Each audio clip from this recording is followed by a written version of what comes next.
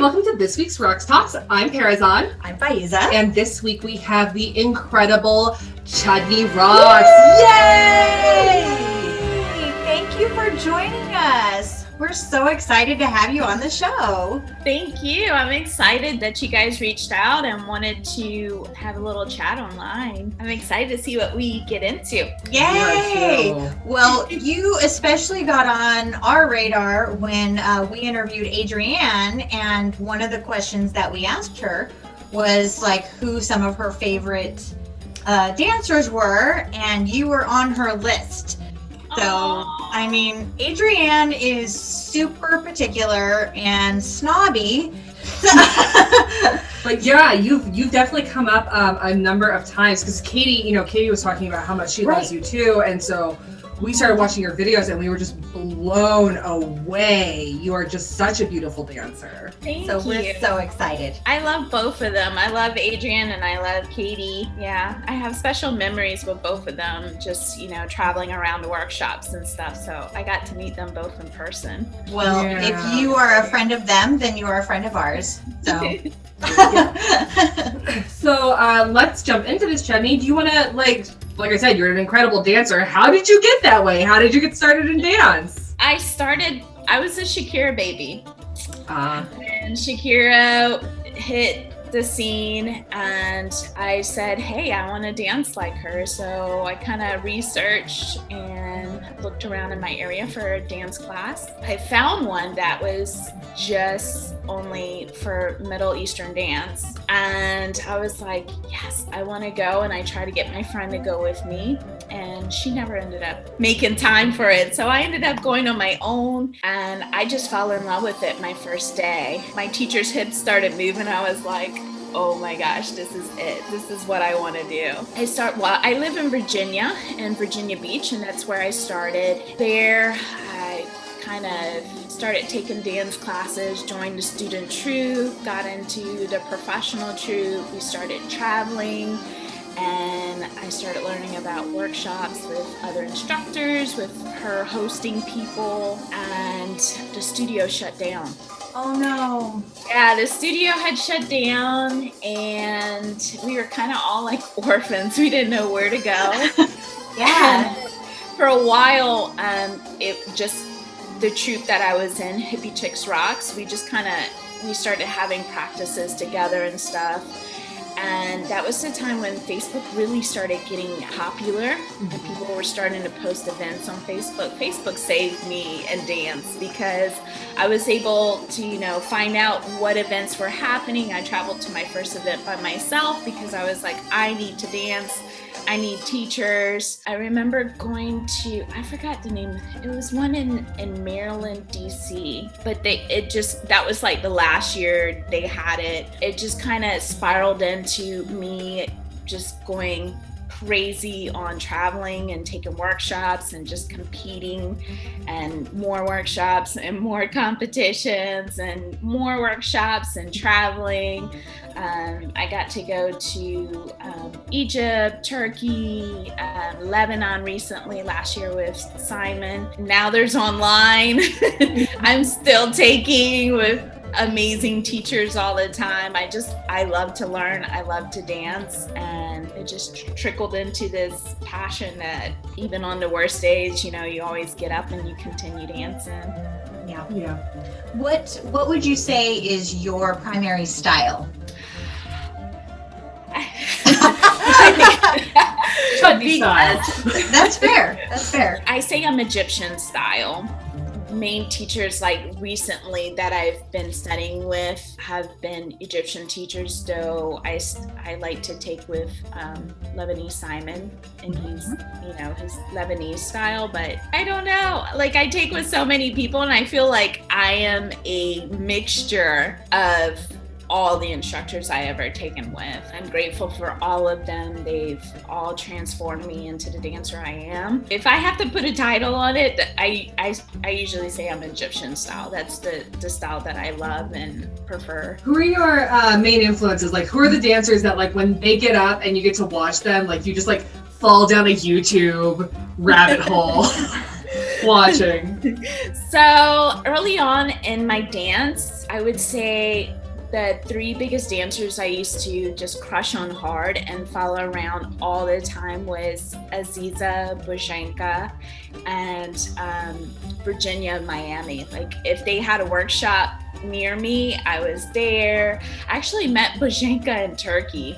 I went there to learn to dance with her, and she has an amazing dance lab in Greece that she does, and I've been able to attend twice, and it's just kind of snowballed into a love for her and her dance. Nice. So you were one of the prize givers during the social shimmy challenge, right? Yeah. That was really cool. So did Katie just reach out to you, or did you hear about it and say, hey, I want to contribute this? Or she reached out to me and asked me, she told me about her shimmy challenge and if I would be willing to be a part of it, and if I wanted to donate something. The whole shimmy challenge, the way Katie put it together, was freaking amazing. Right? I mean, just the details in the PDF that you got initially, you're like, this is legit. Like, she really put some thought and heart into this product, like what she's trying to do for dancers. I know doing it, the whole thing was to put yourself out there and start sharing more videos and stuff. And during the shimmy challenge, I was able to get like 1,000 new followers on Instagram. Just wow. Yeah. I was all excited that I got an extra 200. I think I got 40. Hello, darkness, my old friend. It's amazing. Like 200 is great because I'm happy about it, but now I feel I mean, and I feel like, I feel like what you were saying about how like Facebook saved you for belly dance. I feel like, the whole shimmy challenge really re-upped like my commitment to dancing as like a professional and everything like that, because when this shimmy challenge happened, there's so many dancers from around the world, like pretty much all the dancers that I follow on Instagram now that like I really, really am like looking for their posts and everything like that are dancers that I met through the social shimmy challenge. Like, yeah. I really think, Katie's goal to take over hashtag belly dance and really put up a new face. It's so great, because I used to have the same frustration that she talked about how there was only a certain type of dancer in my feed because that's who was producing content. And now there's all kinds of people who are hilarious and great and beautiful dancers that I get to watch all the time. And it's not just, superstars. It's like, it's people who I'm like, I don't even know what your dance name is. I just know your Instagram handle, but I'm so happy to see you every time I see you on my feed.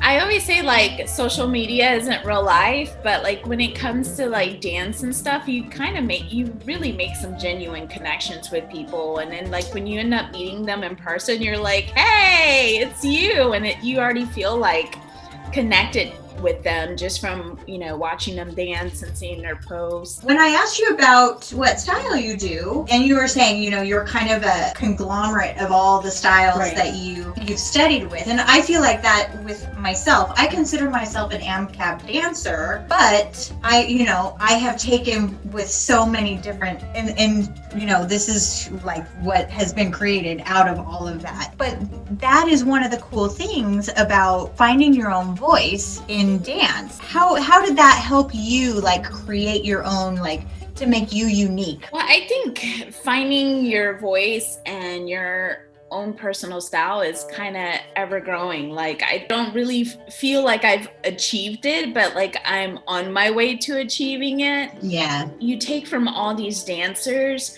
and you kind of become, like you said, just a little bit of each one of them kind of gets ingrained in your dance. And sometimes like you'll watch videos of yourself and you're like, that looks like, such and such teacher. Like you can see the influences of them in your dance.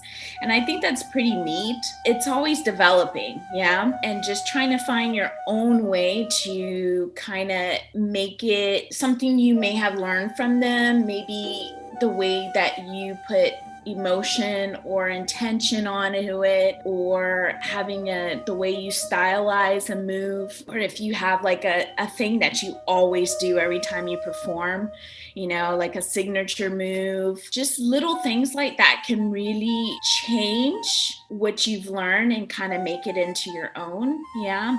I think more and more you dance and you take from artists and you practice and you play with it in your own body, because the dance never looks the same on anybody. Yeah. So you play around and you figure out what looks good, what feels good, and just inherently express that on yourself, you know? But it's, you know, it's funny because we were talking to Zara about finding your voice as an artist as well. Right. And she was just, it's so funny because that thing was like, get off of social media because it's interrupting your thought process. Whereas like in this interview, we're like, social media is great. Make all of your friends.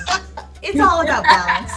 It's about balance. Sometimes I feel like there's a negative feeling about looking like your teachers, like when people talk about, you know, finding your own style and being unique and putting something different out there. But like inherently, there's no new dance moves, right? We're all doing the same dance moves. We're learning from people that we appreciate, we admire, we take from them. And of course, their dance is going to show up in what we do. And I think it's a beautiful thing. I don't think, you know, there's anything shameful about dancing like your teachers, you know, because we're all still learning. It's a journey. It takes time to take what you learn and start putting your own flavor onto the movements, you know. It takes time, you know. I think it's beautiful to acknowledge and to see the likenesses that you have of the teachers that you've taken with, because it's you've paid a lot of money to dance, you know, take classes with these instructors that, you know, they've worked hard to create stuff for you to learn. And of course you're going to take, you know, what you've learned and invested in and use it. And there's nothing wrong. Nothing, absolutely nothing wrong. I think it's so beautiful. It's a beautiful thing. I agree. And like I was saying, I love that continuity aspect of it. My husband and I were able to go on a cruise in the Mediterranean, and one of our stops was Crete. We were in the museum, and they have all of the, you know, these things from 5000 BC and stuff like that. And one of the things that I was standing there looking at was the snake goddess. And this is like a famous statue, and I mean, it's only like this big, but it's this woman, it's this goddess, and she's holding up snakes. And when I was standing there, it was so fascinating, like the feeling. I wasn't expecting it. I just was like, oh, you know, I'm gonna do all this, even though dance from 5000 BC is very different from dance in 2000 AD, but it's still like, because I know a lot of women still dance with snakes, and part of that is an homage to that. I had this overwhelming feeling of connection. Like this goddess figure was my foremother, and she set it up so that 7,000 years later, I can be dancing on YouTube, you know? Like I felt like I was looking at this Greek dancer who was just setting, you know, her daughters then brought it to me. This interconnected feeling that I love with our community, because we all kind of, even though there's a lot of arguing going on right now because we're all trapped inside, and so all we have to do is fight with each other about whether or not you can swing a stick with a Turkish song or whatever. It's still, we still have this interconnectedness that I love. You live on the other end of the country, and yet we're still connected through this dance. The thing that's also cool is like our own little pockets are so different. You know, when we said that we were going to do this show, our friends Adrienne and Laura Lale were like, you need to do a State of the Union of belly dance in America, and like have like all the different pockets talk about what's different to them, because, you know, we are West Coast dancers and we primarily do American Cabaret. And come to find out, American Cabaret on the West Coast is completely different from American Cabaret on the East Coast. Yeah, I did not know that until we started, or the magnitude of difference. I did not understand. Here, you know, we were talking to Corey about this, Corey Zamora, about the fact that, like, if you couldn't play zills, and they weren't called Sagat, they were called zills. If you couldn't play zills here, you didn't work, and you kept your zills on for almost the entire piece. I don't know if you were still able to do floor. Well, yeah, I guess because you could zill during your floor work. So like you just kept it on for like the whole half hour and a 45-minute set. But then apparently in New York, you couldn't play. Like they'd be really mad at you if you played zills because they thought that the zills would drown out the singer. I was gonna ask, like, if are there any things that you've heard about dance from West Coast dances that you're like, that's not what we do here, but okay. Actually, no. I've noticed a difference in styles, but I haven't really, you know, I think West Coast dancers have more experience with like the live bands. I don't think there was as much live music here on the East Coast. I imagine it's less so these days because we all get to we all have the same teachers available now with the internet and that kind of thing. So even though Jelena is in LA, she has online classes and she travels everywhere prolifically. And so everybody gets to take classes with Jelena, or Aziza, you know, everybody gets to take classes with Aziza online. So we tend to understand other parts a little more. Whereas when AmCab was first becoming a thing 50 years ago, we didn't have the internet. Yeah, it's just it's one of those things. It's just so interesting to see how like the dance. Well, it's like that. There was that I think it was a TikTok video. Hi, Katie. You're all over this video. Sorry. That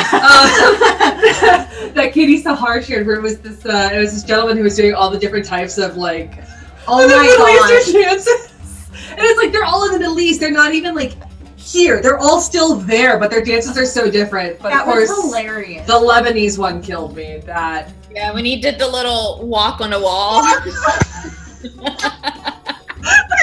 I think there was like a Debki challenge happening, and so a lot of videos got posted where they were like trying to Debki up the side of the wall, and it became like this big spoof thing. But that was so hilarious. That's been an interesting thing too, talking about how like with the internet and with like, you know, everyone being interconnected and talking to each other now, like it feels a little bit like there might be some consolidation happening in belly dance, but like with TikTok challenges and things like that, it's really interesting to see like how I feel like people's like there's music that I have in my playlist now that I would have never had if it hadn't been like everybody, like I don't know that I would have ever had Ya Habibi in my music collection, like if it hadn't been for just it blowing up all over the place and people just doing all of these challenges where we're just posting ourselves doing the same thing all the time. We're getting to see like, you know, the get ready with me and seeing how different people style themselves. Like it's just been, social media has been really interesting for that, for like the consolidation of material. It's a perfect time to kind of like reach out to like your Egyptian teachers, you know, like and take classes with them, like Mohammed Shaheen, Rhonda, Nada Masria, she's in Canada, Simon's in Texas, Tito in Egypt. Like you have access to these teachers now online, and I think it's important to take advantage from them because, you know, it's their culture that we're, you know, dancing. The movement is different. I think the difference is a lot influenced by the music style now. You know, the classic music and the more modern music, so that the movement quality is changing, but I think it's really important to take advantage and to dance with these teachers. I mean, I used to travel all the time to like go and dance with them in person, and I think that's kind of how I kind of look a little different from other dancers on the East Coast is because, you know, I've danced a lot with these Egyptian teachers or, you know, Lebanese teachers and gotten a little bit of their style into my dance because it's different from like the American cabaret style that you see here in the US. I was actually just a woman on Instagram that I follow. She's in South Africa, and she had posted a video of herself dancing, and she's like, I never was taught American cabaret, but I feel like because I prefer Turkish and Armenian dance and that kind of thing, I feel like I probably am an American, like, this, I think she said I'm reincarnated as an AMCAB dancer or something like that. And it was just really interesting how, like, she's not from the US, but yet her style is still, and I watched her video and like the first 2 minutes were very AMCAB, and it was super interesting to me. Yeah, I think the migration pattern in the U.S. with the immigrants, there was a big Turkish migration here, and I think that affected the style early on in the U.S. So a lot of the similarities with AMCAB and Turkish is linked. I can't get nerdy with you guys like off the top of my head, but yeah, so like even, you know, taking with Turkish dancers, I you know, we have here in my area in Virginia Beach, we have Rabia, and she's a Turkish teacher. I know there's some international Turkish teachers that you can take with if you want to like stay within the essence of AMCAB, but I think it's, yeah, even the Turkish teachers need love too. I left it out. I didn't mean to. It's just because, you know, I do a lot of Egyptian style dancing. So you've been a working dancer for I don't know how long, but do you have any like absolutely crazy, like what's the most ridiculous thing that's ever happened to you at a gig? I think I remember one time I had danced in a venue that had a ceiling fan. Oh dear. And it was pretty high. And I decided to come in with ISIS wings. I'm dancing. And the next thing I know, they just like flipped out and it literally snatched off my neck. Like,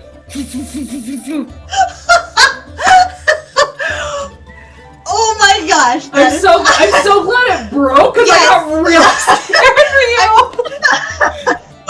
and Thank goodness for Velcro. well, my Velcro was actually coming undone, and I had safety pinned the Velcro to the thing, but I had almost safety pinned it all the way closed on my neck. But I had just did the side of the Velcro and then put the Velcro on top. Could you imagine? I would have been. Oh my god. That was intense. That's horrifying and hilarious. It was in somebody's living room. It was like at a house party, and it was a very small crowd. So it was just like that happened. Everybody was scared. They're like, ma'am, just go home. Just get out. Just go. They didn't even want me to dance. They were like, just go home. Here's your money. Just go home. Thank you. So it was a private party that happened at. Did they ever have you come back for another? No, it was a lot. Oh, I hate that. It's okay. I mean, like most, like, I think it was just that whole experience probably just ruined it for them for life. They're just like, what happened? I don't even know what happened to the fan. Did you get your ISIS wings back? I did. One of the poles had like snapped, but other than that, it didn't like tear or anything. Oh, wow, that's good. Yeah. I just had a potential client get super irritated with me last week because I quoted them. You know, they wanted to have someone at their party in January. And I mean, they started out really nice. And they were like, it's going to be outside. There's only going to be 3 families. There, you know, like all of the safety things that I would want. They were upfront about all of that. And then I gave them a performance quote. And then they're like, that is totally unacceptable. And I was like, okay. Thank you. Find I know. another. Then I'm not going to dance for you. I mean, I'm not going to. And the thing was, I even lowered my fee a little bit because, you know, I want to work, and they were really mad at me. Like not just, usually if people can't afford to hire a dancer, they just say, oh, well, that's outside of my budget, thank you. And if somebody says that, then I'm usually like, well, let's negotiate, let's figure out what we can do that's going to be fair for both of us. But if they yell at me, then I'm like, if they just go full Karen, you're just like, yeah. Well, bye-bye, yeah, see you never. Because then they're going to be difficult for the entire thing, and you're going to have to force them to pay you and things like that. So gigs in general, there's not a lot of dance opportunities over here. And the dancers, I consider myself a premium product because I work full time. And so I quote myself a little bit higher than the other dancers because that's how much it's going to take for me on my day off to get all dressed up and come out the house and dance at your party for 15-20 minutes and then get in the car and go back home. Like my time is valuable, and I price myself that way, and I'm not stressing to come and dance at your parties. So right, and that's reasonable, and that is something that I wish was a universal thought process for all dancers instead of, but because there's so many hobbyists that they just want to dance and they don't care. They don't even necessarily care if they get paid. And so that unfortunately ends up driving the cost down a lot of times. But I wish we all, like, for example, when you hire somebody to make your logo, it may only take them 10 minutes to put that logo together. But they've gone to school, they've taken classes, they have student loans that they're still trying to pay off, but that you're paying however much for their experience, not for that 10-minute time slot. And that's the same thing with dance. I wish that we would value ourselves more. Like, I have 25 years of dance experience that I have continued to cultivate this entire time. It's hard because when we have people yelling at us, like this would-be client of mine, it's hard for us to remember that we have a value that we should charge for. Earlier in my career, I priced myself like everyone else, but I wasn't the look that people were, thought about when they wanted to hire a belly dancer for a party. I was like, if once all the other dancers got gigs and there was nobody left, then, I would get hired. And those gigs were very far and few, and a lot of my customers were always surprised when I would show up, and I don't know what they expected from me as a dancer, but they were, they'd be like, you're so much prettier in person, or you dance really good, and it's just like, okay, thank you. Can I have my money? Just pay me. And can I have your money instead without your shade, please? Like, I don't need your backhanded compliment. It's cool. Yeah. You can just pay me. Yeah, so.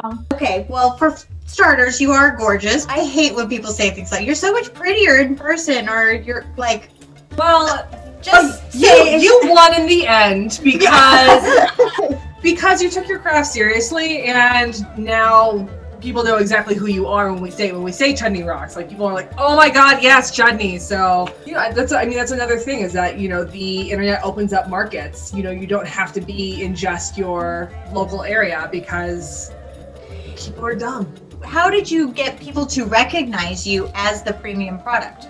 I don't think I've managed to get people to recognize me as a premium product. I just made myself one, and if you want to buy it, you buy it. If not.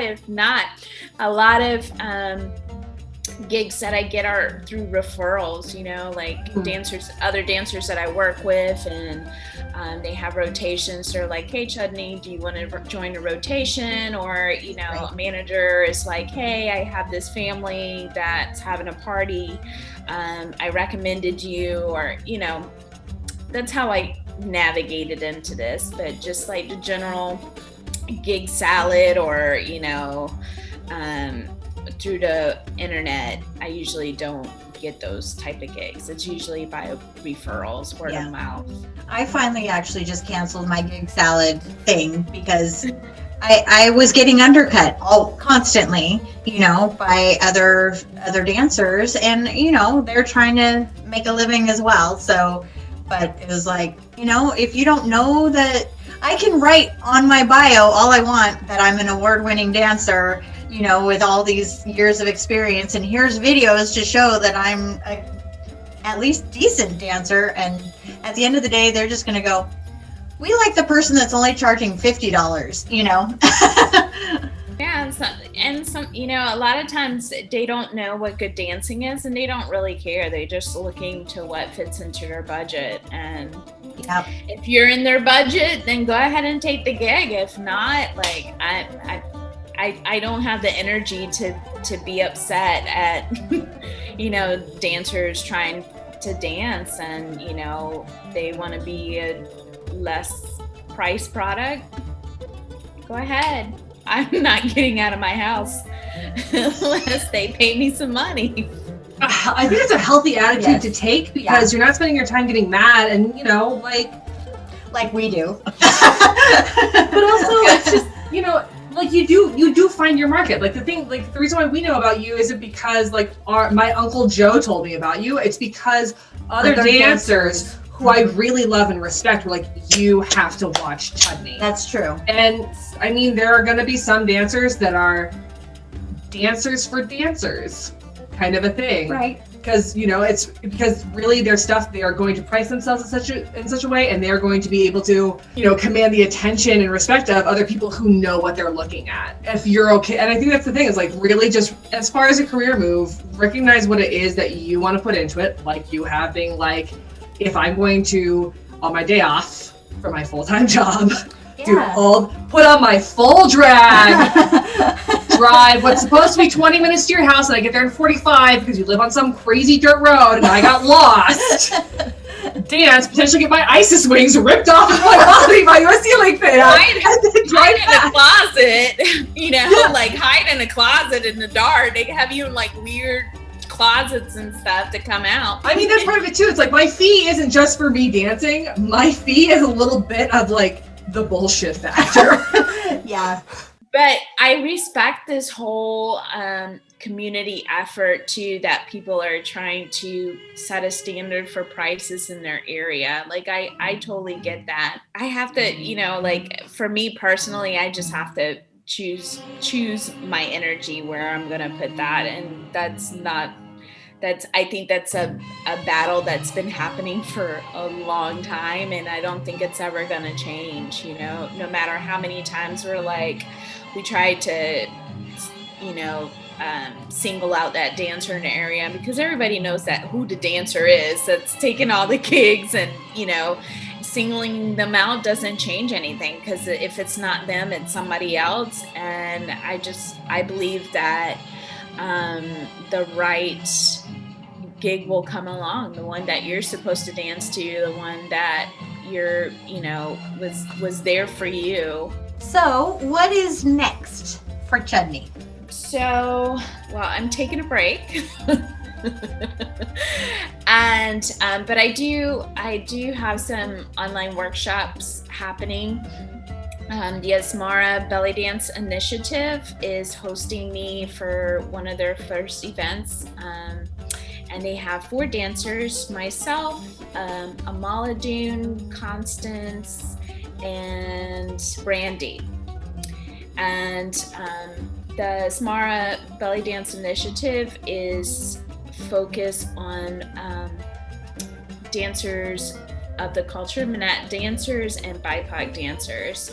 So they're trying to have more events that feature teachers of those cultures and provide scholarships for dancers from those cultures also, so that to make dance more accessible and affordable for them. So I'm really excited about that. That's November 15th, 14th. It's on a Saturday, but that's, this Mara Belly Dance Initiative. And then there's a lovely dancer that I'm getting to know, Siobhan. She's in Netherlands, I believe. And her studio's Greenstone. I keep wanting to say Greenhouse. Yeah. Greenstone Belly Dance. She was part of the Belly Dance Bundle. She's doing a Strong series. And we're doing a one-day music and motion intensive day. So like she's doing a topic about musicality, and I'm also doing a topic about musicality. So that's December 5th. And I'm looking to, during this break, start an online platform for pre-recorded classes, just to make myself available to dancers who may not be in my time zone, and make the time that I teach in the evenings. So hopefully I'll be able to get that started and going. That's my goal to have done by the new year. Where can we find you on social media? So you can find me on Instagram and Facebook at Chudney Raks, and on my website, chudneyraks.com. Awesome. Yeah. Thank you so much for taking the time to talk to us today. Yes. This has been a lot of fun to get to know you. Yes. Fun. Thank you so much. So that was Chudney Raks. Chudney, thank you so much for coming and talking to us. We really look forward to the events that you just mentioned. They just sound incredible and like great opportunities that everyone in the community needs to support. So we will see you in November, December. But otherwise, I'm Parazad. I'm Faiza. And this has been Raqs Talks. Tune in next time. We will see you next week. Masalama.